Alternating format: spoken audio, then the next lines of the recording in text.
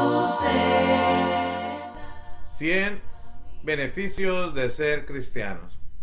Cuando pensamos en 100 beneficios de ser cristianos, estamos pensando en suficientes razones para motivar a quien no obedeció el Evangelio que lo haga, en virtud de que se está perdiendo grandes ventajas que hay en Cristo Jesús, grandes bendiciones, grandes privilegios que disfruta el cristiano fiel.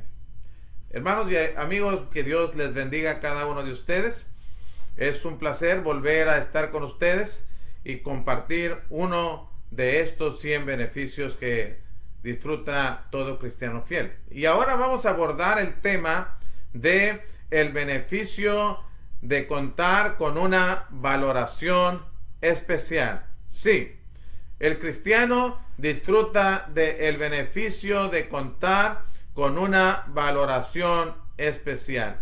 ¿Y a qué nos referimos cuando hablamos de contar con una valoración especial?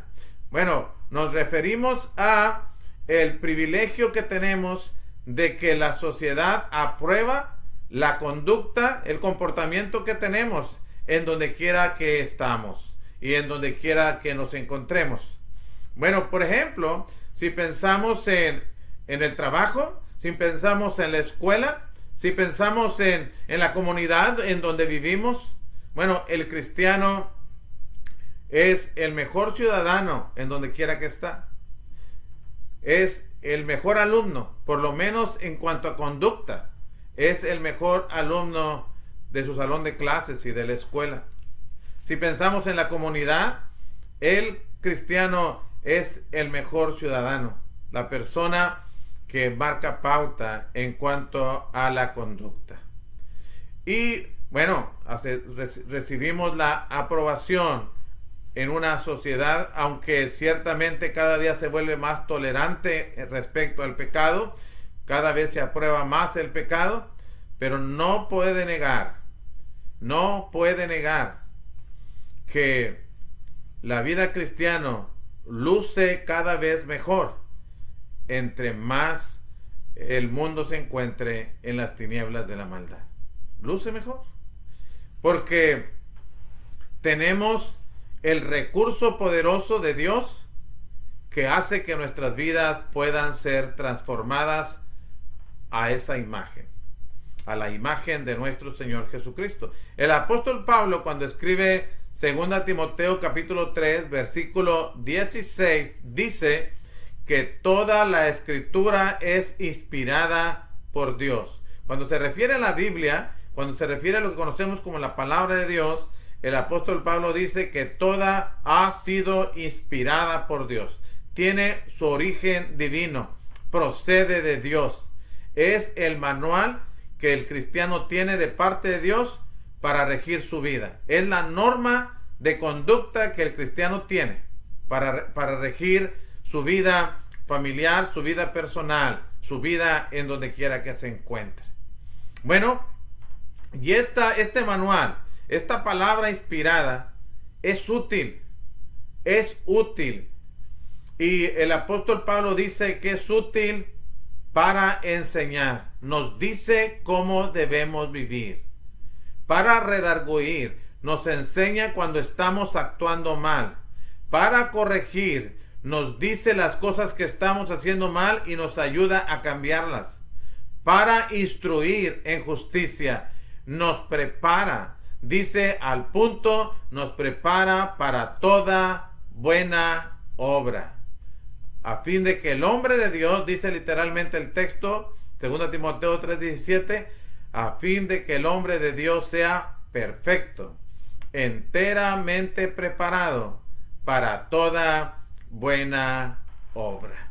Entonces, en la medida que nos ejercitamos en la palabra de Dios, vamos mejorando nuestras vidas, vamos viviendo conforme a la voluntad de Dios, y al hacerlo estamos obrando debidamente, estamos actuando correctamente en donde quiera que estemos. Por ejemplo, el apóstol Pedro le dice a esta iglesia, a estos hermanos a quien les escribe esta carta, cuál debe ser su conducta respecto a las autoridades, sin importar si estas son justas o injustas, buenas o malas, las de mi preferencia o no. El apóstol Pedro dice en Primera de Pedro, capítulo 2, en el versículo 13, por causa del Señor. Note por qué hacemos lo que hacemos. Lo hacemos por el Señor. ¿Por qué vivimos como vivimos? Por causa del Señor. Bueno, por causa del Señor, dice Pedro, someteos a toda institución humana, ya sea al rey como a superior, y a los gobernadores como por él enviados, para castigo de los malhechores y alabanza de los que hacen bien. Sí, el cristiano fiel respeta las leyes terrenales, respeta las autoridades civiles, pues reconoce que por Dios han sido puestas. Es decir, Dios permite, Dios aprueba y manda que haya autoridades que rijan la vida de la sociedad. Y manda al cristiano a que seamos respetuosos de esas autoridades y que respetemos esas leyes, es cierto, hasta que éstas no estén por encima de lo establecido por Dios. Y si pensamos en esta primera carta del apóstol Pedro, en el momento en que fue escrita, estamos pensando en el momento que el emperador Nerón regía sobre todo el imperio romano. Y el emperador no era el mejor emperador para que pudiera recibir el respeto de todo el imperio. Tenía actitudes, tomaba decisiones bastante desagradables a la sociedad en general. Pareciera que no debiera recibir el respeto de nadie. Sin embargo, la Escritura dice que Dios mandaba que no obstante ese tipo de autoridades, el cristiano debía respetarlas. Y si se refiere a la vida laboral, en el capítulo 2 que estamos estudiando, en el versículo 18, dice: criados, estad sujetos con todo respeto a vuestros amos, no solamente a los buenos y afables, sino también a los difíciles de soportar. Noten que está hablando de esclavos, está hablando de siervos, de aquellos que prácticamente pertenecían a sus amos. Y estos siervos eran cristianos. Y el apóstol Pedro les dice: amos o siervos, estén sujetos a vuestros amos.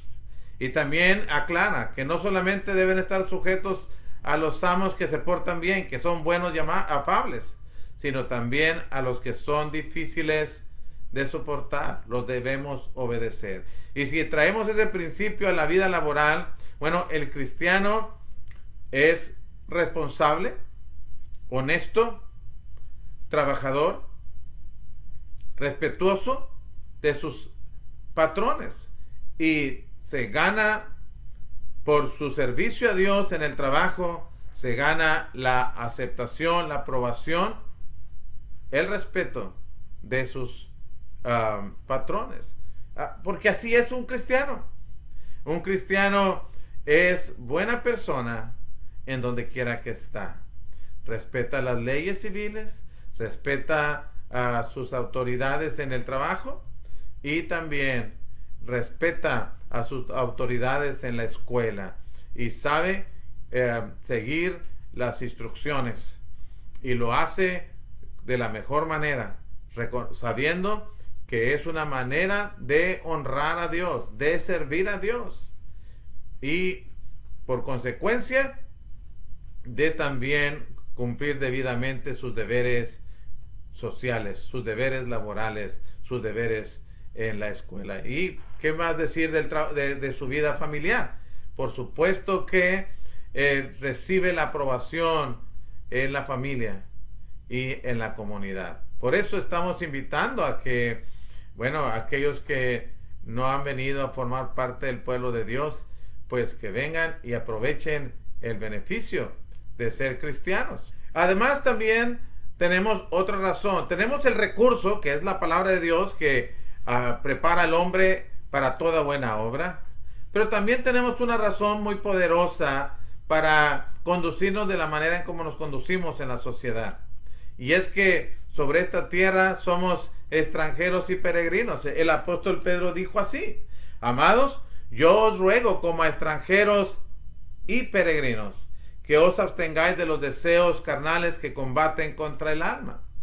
Entendemos que nuestra ciudadanía está en los cielos. Somos ciudadanos del reino de los cielos y nos conducimos como ciudadanos del reino de los cielos. Y cuando pensamos en esta ciudadanía, reconocemos que gracias a Dios, por supuesto, gracias a Dios, es que hemos venido a constituir este pueblo escogido por Dios, como dice en el versículo 9 de este capítulo 2 de Primera de Pedro. Mas vosotros sois linaje escogido, real sacerdocio, nación santa, pueblo adquirido por Dios, para que anunciéis las virtudes de aquel que os llamó de las tinieblas a su luz admirable. Sí, somos ciudadanos del reino de los cielos, hemos sido adquiridos por Dios, somos una nación santa, somos un real sacerdocio y estamos en esta tierra de paso. Pero mientras estamos en esta tierra, estamos para anunciar las virtudes de aquel que os llamó de las tinieblas a su luz admirable. Estábamos en las tinieblas, estábamos en el ejercicio del pecado, vivíamos conforme a la corriente de este mundo. Pero Dios nos llamó por medio del Evangelio. Dios nos llamó y cuando obedecimos el Evangelio, perdonó nuestros pecados y nos añadió a su pueblo, a esta nación santa. Y vivimos de esta manera porque pertenecemos a una nación santa, a un pueblo que está en esta tierra para manifestar, para dar a conocer con nuestra propia vida las virtudes de aquel que nos llamó de las tinieblas a su luz admirable. Y es que aquel que nos llamó de las tinieblas a su luz admirable por medio del Evangelio es Dios. Y Dios es un Dios santo.